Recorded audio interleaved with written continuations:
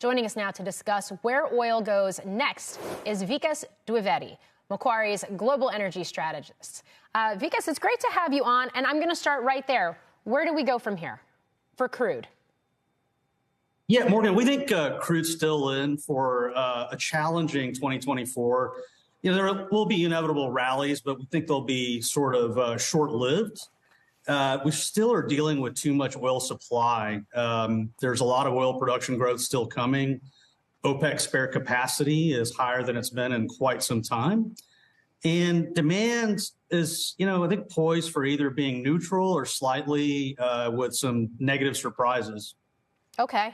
How did geopolitics play into all of this? And I ask that because obviously we see all of this strife going on, conflict in the Middle East, issues with shipments making their way through the Red Sea and attacks by Houthis on commercial vessels and the rerouting of those. Every time you get a report about another attack, crude moves higher, but it's short-lived.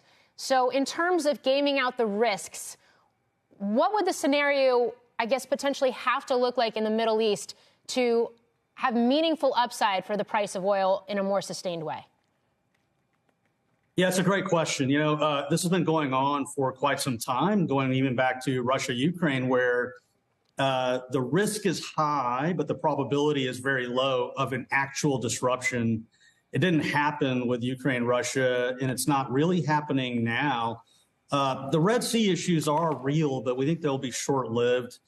And to your exact question about what would have to change to make it a longer lasting effect to the upside for oil, we think either one or more of the principal nation state actors, a country would have to want that as an end goal. We think nobody really wants that. It's not worth it for any of the big players involved. Okay. In terms of the supply side of the picture and the fact that you say we are oversupplied, that's helping to pressure the price right now. What does it do to the global oil dynamics from a policy perspective? OPEC, we know, particularly with Saudi Arabia, has been, keeping production cuts in place. But the U.S. is drilling more and more. We're at record output levels. Brazil, Guyana is ramping pretty exponentially here over the next couple of years. And now even just this week, Argentina's new president saying we're getting government out of our energy market. Drill, baby, drill. What does this do to that supply side equation in 2024? Yeah, look, great points. I think it's going to just keep pressuring oil.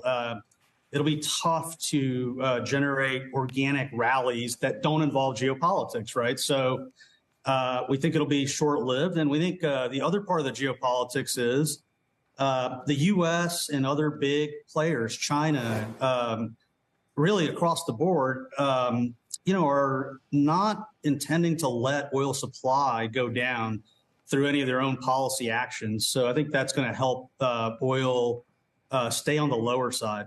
Okay, which would be good news for consumers, we know, in a time of focus on disinflation. Nat gas, it was a rough year for natural gas. We finished down in futures wise here in the U.S., down $2 lower than where the price started.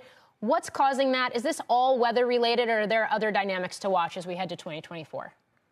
Yeah, as you know, in weather and natural gas, they go together very closely. And so this warm weather has hurt gas quite a bit.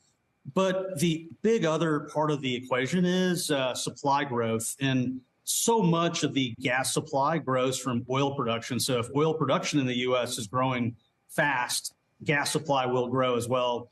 It's associated with oil as a byproduct, right? So we are reaching levels that, I think we had one of the higher estimates of where gas production would be by this end of the year. It's exceeding, I think, everybody's production estimates. And that has created another source of oversupply. And I think next year, it's a situation where, usually demand does what it does and supply has to respond. In this market, supply is driving the boat, and then demand has to respond. You have to find new sources of demand to absorb the supply. And that's kind of been a perpetual thing with gas outside of a couple of the COVID years.